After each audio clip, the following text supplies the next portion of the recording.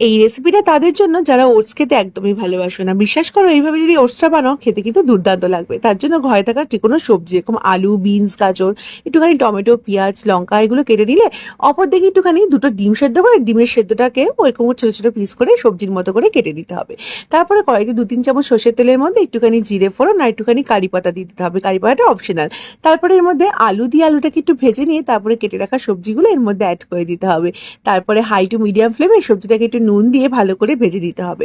সবজিটা বেশ ভাজা ভাজা যখন হয়ে যাবে, তখন ওর মধ্যে দিতে হবে একটুখানি আদা আর রসুনের বাটা। আদা রসুন বাটা দিয়ে সবজিটাকে একটুখানি অল্প একটু কষিয়ে নিয়ে তার মধ্যে দিয়ে দিতে হবে ওটসটা। ওটসটা দেওয়ার পরে এটাকে আর একটুখানি ভালো করে সবজির সাথে মিশিয়ে ভেজে নিয়ে তার মধ্যে সামান্য একটু জল দিয়ে তারপরে এর মধ্যে সেদ্ধ করা ডিমটা দিয়ে আর উপর দিয়ে একটুখানি গোলমরিচ ছড়িয়ে দিলে হয়ে গেল ডিম আর ওটস আর সবজি দিয়ে এই মজাদার রেসিপিটি। সকালের নাস্তা অথবা বিকালের টিফিনে কিন্তু এরকম একটা রেসিপি তোমরা ট্রাই করতে পারো। ট্রাই করলে কমেন্টে জানিও। সকালে এরকম একটা ওটস রেসিপি কিন্তু সহজে বানিয়ে নিতে পারেন। নমস্কার বন্ধুরা, আমি হলাম অঙ্কিতা। ওয়েলকাম টু আর অঙ্কিতাস কিচেন। এরকম একটা রেসিপি বানাবার জন্য আমি একটু বিনস কেটে নিচ্ছি একটু গাজর কেটে। এবার আমি এখানে পেঁয়াজটা স্কিপ করছি, নিরামিষভাবে বানাবো বলে। নিচ্ছি একটু আলু, একটু টমেটো। যে কোনো নিরামিষ দিনে কিন্তু এরকম একটা রেসিপি আপনারা ট্রাই করতে পারেন সকালে বা বিকালে টিফিনে।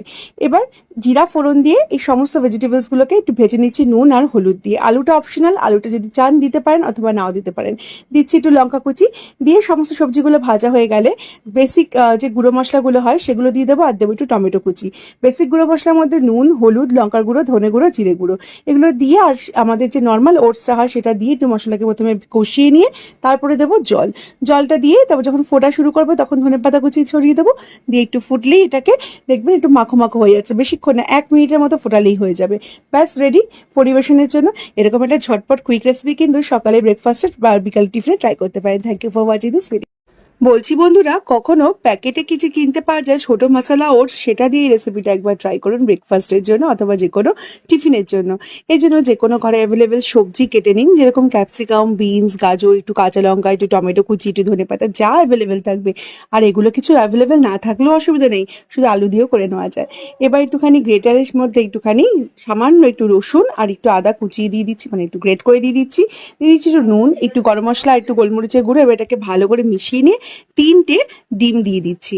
3টে ডিম দিচ্ছি কারণ 3জন খাবো বলে। যতজন খাবেন সেই অনুপাতে ডিমটা দেবেন। দিয়ে দিচ্ছি সামান্য হাফ কাপের মতো দুধ আর দিয়ে দেবো এই মশালা ওটস, মানে কেনা প্যাকেটে সেই 10 টাকা 15 টাকা দামে যে মশালা ওটস হয় সেই মশালা ওটস। এবার এর মধ্যে একটুখানি ময়দা দিয়ে দেবো, দিয়ে এটাকে ভালো করে মিশিয়ে নেবো।